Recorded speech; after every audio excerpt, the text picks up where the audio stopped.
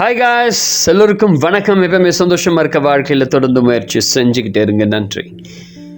இன்றைக்கி நம்ம பார்க்க போகிற ஒரு பதிவு என்னென்னா, நம்ம தொடர்ந்து பார்த்துட்ருக்க இந்த டேரோட் கார்டில் இருக்கக்கூடிய 4வது ஒரு கார்டை பற்றி இன்றைக்கி நம்ம பார்க்க போகிறோம்.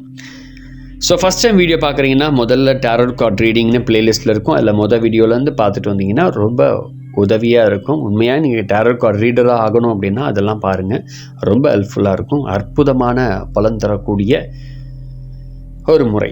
ஸோ இன்றைக்கி நம்ம பார்க்க போகிறது என்னென்னா, எம்பரர் 4th கார்டு என்னென்னா எம்பரர், தமிழில் பேரரசர் அப்படின்னு அர்த்தம். இந்த கார்டுடைய அர்த்தம் என்னென்னா, அதிகாரம், நேர்மை, பிடிவாதம், ஞானம், வலிமை, தலைமை தாங்கி நடக்கிறது, கிடைக்கிற அந்த நிலைமையை தக்க வைத்துக் கொள்வது, ஆளுமை, இதெல்லாம் பேரரசருடைய ஒரு தன்மை.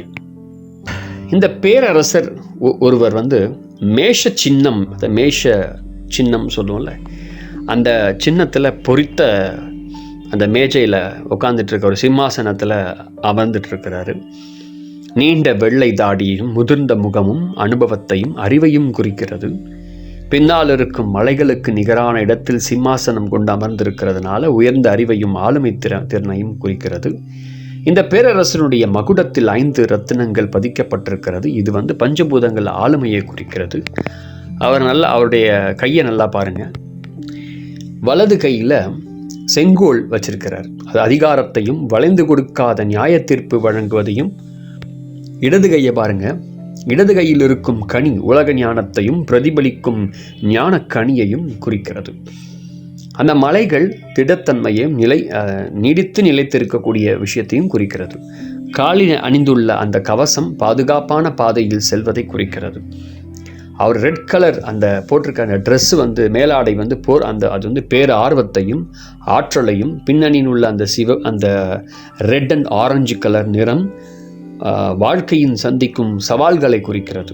அனைத்து குறியீடுகளும் எல்லாமே என்னன்னா செவ்வாய் கிரகத்தின் அதிபதியா இருக்கிறது. அந்த குறியீடுகள் இது ஆங்கிலத்தில் சொல்லுவாங்க, நான் தமிழில் டிரான்ஸ்லேட் பண்ணி சொல்கிறேன், அவ்வளோதான். சரி, இந்த கார்டை ஸ்ட்ரெயிட்டாக ஒருத்தர் எடுக்கிறார் அப்படின்னா அவங்களுக்கு என்ன பலன் நம்ம சொல்லலாம் அப்படின்னா, இந்த கார்டு எடுக்கிறவங்க தனக்கென ஒரு சூழ்நிலையை உருவாக்கி குறிப்பிட்ட விதிமுறை கொள்கைகளை கொண்டு அவங்க வாழ்க்கையை நடத்தக்கூடிய ஒருத்தராக இருப்பாங்க. தன்னைத்தானே, அதாவது தன்னையும் தன்னை சார்ந்தவர்களையும் பாதுகாப்பவர்கள், பிறருக்கு நல்ல வழிகாட்டியாகவும் சிறந்த ஆலோசனை வழங்கக்கூடியவர்களாக இருப்பாங்க.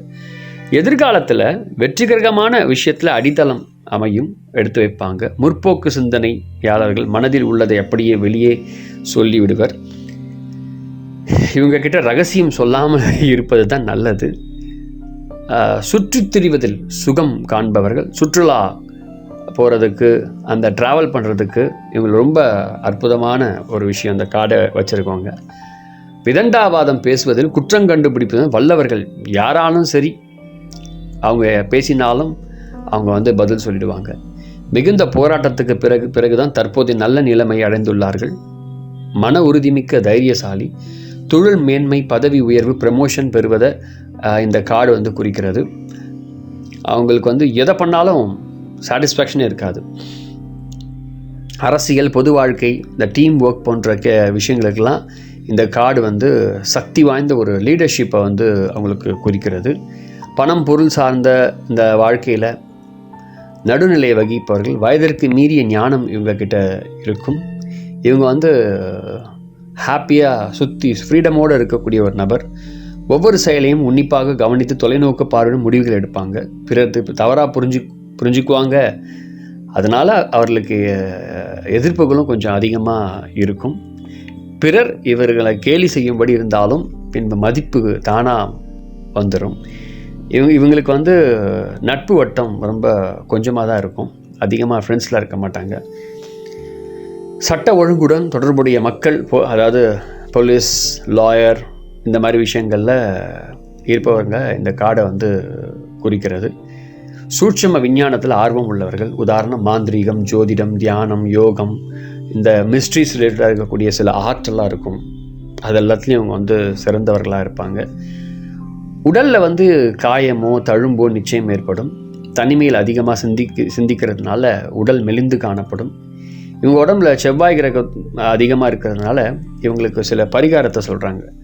உடலில் வந்து என்ன சொல்கிறாங்கன்னா, அதிகமாக இந்த காரம் சம்மந்தப்பட்ட விஷயங்கள் அவாய்ட் பண்ணுறது நல்லது. அதாவது தேவையில்லாத பொருட்களை சேர்த்து கொலாப்ஸ் பண்ணி சாப்பிட்ற அந்த மசாலா அதெல்லாம் சொல்லுவோம்ல, ஹோட்டல் ஃபுட்ஸ் எல்லாம் அவாய்ட் பண்ணுறது நல்லது. அதுக்கு பிறகு நான்வெஜ் சாப்பிட்றத கொஞ்சம் குறைச்சிக்கிறது ரொம்ப நல்லது. இவங்களுக்கு கிடைச்ச அனுபவத்தை வச்சு தான் சுய அறிவையும் சுய கட்டுப்பாட்டையும் வச்சிருக்கக்கூடிய ஒரு நபராக இவங்க இருப்பாங்க.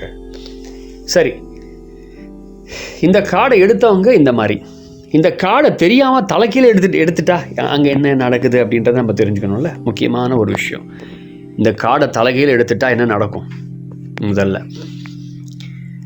முதல்ல என்ன சொல்லணும்னா, அனுபவமற்ற செயல், அந்த கட்டுப்பாடு, பிடிவாதம், வரட்டு கோபம், வாதம் செய்கிறது, முறைகேடான அனுபவங்கள், பொறுப்பற்ற விஷயங்களை செய்யக்கூடியவங்க, முறைகேடான விஷயங்களில் இந்த நபர் அதிகாரமான ஒரு துஷ்பிரயோகம் செய்யக்கூடிய நபராக இருப்பாங்க. ஒரு உயரிய பதவி இருந்தும் மிகவும் தனிமையில் இருப்பது போல உணர்வாங்க. உணர்வுகளை கட்டுப்படுத்த முடியாதவர்கள், சுய உணர்வை தூண்டப்படாதவர்கள், ஒழுக்கத்தின் மீதும் கட்டுப்பாடு உடையவர்கள். உதாரணமாக அவங்க வந்து ரொம்ப ஒரு கொள்கை அவங்களுக்கு கிடைச்சது அப்படின்னா அந்த விஷயத்தில் ஒரு டெரரிஸ்ட் மாதிரி இருப்பாங்க. ஸோ இப்படி தான் இருக்கணும் அப்படின்னா ஒரு டெரரிஸ்ட், ஒரு வெறித்தனமாக அவங்க இருப்பாங்க. அதாவது விரைவில் ஒருத்தவங்க சந்திப்பாங்க. அது நோயாளிகளாக இருந்தாலும், ஒத்துழைப்பு இல்லாதவர்களாக இருந்தாலும், பயனற்ற நபராகவும் இருக்கலாம். தொழில் மற்றும் பங்குதாரர்கள் மற்றும் உடன் கூட இருக்கிறவங்க அதிகாரமாக அவங்க கூட சண்டை ஏற்படும். சண்டையிடவோ தர்க்கம் புரிவதற்கும் நேரம் இல்லை. விலகி பொறுமையாக இருக்கிறது தான் நல்லது அப்படின்னு சொல்லணும். உறவு முறை சம்பந்தமான கேள்விகள் வந்தால் அதற்கு சமநிலையற்ற உறவு அப்படின்னு சொல்லணும். சூழல் கட்டுப்பாட்டில் உள்ள அந்த இடத்துல இவர்களுக்கு சுதந்திரமாக வெளிவரணும். அப்போது தான் அனைத்து விஷயம் அதிகாரப்பூர்வமாக ஆக்கப்பூர்வமாக காரியங்களை அவங்களால வெற்றியடைய வைக்க முடியும். பிறரின் அறிவையும் தற்போது இவர்களுக்கு தவறாக தான் புரிஞ்சுக்குவாங்க. போட்டி பொறாமை நிறைஞ்சு அதிகமாக இருக்கும். இந்த சூழ்நிலை ஆற்றல், செயல்திறன், மனதில் தடுமாறக்கூடிய வாய்ப்பு அதிகமாக இருக்குது. பிறரை நம்புவதில் பிரயோஜனமே கிடையாது. ஏன்னா யாரையும் தற்போது ஆதரவாக அவங்க கிட்ட இருக்க மாட்டாங்க. இதுவரை இருந்த சொகுசு, சந்தோஷம் அனைத்தையும் இழந்து விட்டது போல் ஒரு சலிப்பு அவங்கக்கிட்ட இருக்கும். ஆற்றல் குறைஞ்சிக்கிட்டு அந்த ட்ரை எனர்ஜின்னு சொல்லலாம், ட்ரை ஆகிட்டே இருக்கும் ஃபுல்லாக. ஸோ இவங்களுக்கு உடம்புல வந்து டைஜஷன் ப்ராப்ளம், வயிறு வீக்கம், இரைப்பை, குடல், சிறுநீர் பிரச்சனை போன்ற விஷயங்கள் வரலாம். அதனால் ஆரம்பத்துலேருந்து கவனிக்கிறது ரொம்ப நல்லது. உங்களுக்கு என்ன பரிகாரம் அப்படின்னா, தினமும் ஒரு மணி நேரம் அல்லது 2 மணி நேரம் எதுவும் இல்லாத ஒரு நிலையில் அமைதியாக உட்காந்து ஒரு மெடிடேஷன் ஸ்டேட்டில் உட்காந்து தியானம் பண்ணிங்க அப்படின்னா உங்களுக்கான விஷயத்தை நல்லா ஈஸியாக நீங்கள் குறைக்க முடியும். அதுக்கப்புறம் ஒரு 25 டேஸ் கழித்து மறுபடியும் டாரட் கார்ட் பாருங்கள், ஒரு நல்ல சேஞ்சஸ் உங்களுக்கு வரும். இப்படி நீங்கள் வந்து இந்த கார்டை தலைகீழ் எடுத்தவங்களுக்கு சொல்லணும். இதான் இதில் இருக்கக்கூடிய கான்செப்ட். ஸோ இதெல்லாமே என்னென்னா ஒரு அற்புதமான ஒரு விஷயம் இது. ஆக்சுவலி இதை நம்ம கற்றுக்கணும், இதை புரிஞ்சு வச்சுக்கணும். அது மட்டும் இல்லாமல் இது எப்படி நம்ம அவங்களுக்கு சொல்லணும் அப்படின்னா, நம்ம உணர்வோடு சொல்லணும். அந்த கார்டு எடுத்தோன்னு உணர்வோடு சொல்லணும். ஸோ இதை பற்றி இந்த ஆர்க்கன டெஸ்க்குன்னு ஒன்று இருக்கும். ஒரு டெஸ்க் மாதிரி பிரித்து வைக்கணும். அது ஏதாவது ஒரு கார்டை எடுக்க வைக்கணும். அந்த கார்டை எப்படி எடுக்க வைக்கிறதுன்னு சொல்லி நான் பழைய வீடியோவில் போட்டிருக்கேன். ஸோ ப்ளேலிஸ்ட்டில் போய் டேரட் கார்டு ரீடிங்னு இருக்கும். அதில் ஃபஸ்ட்டு வீடியோலேருந்து ஒரு வீடியோ பார்த்துட்டு வாங்க.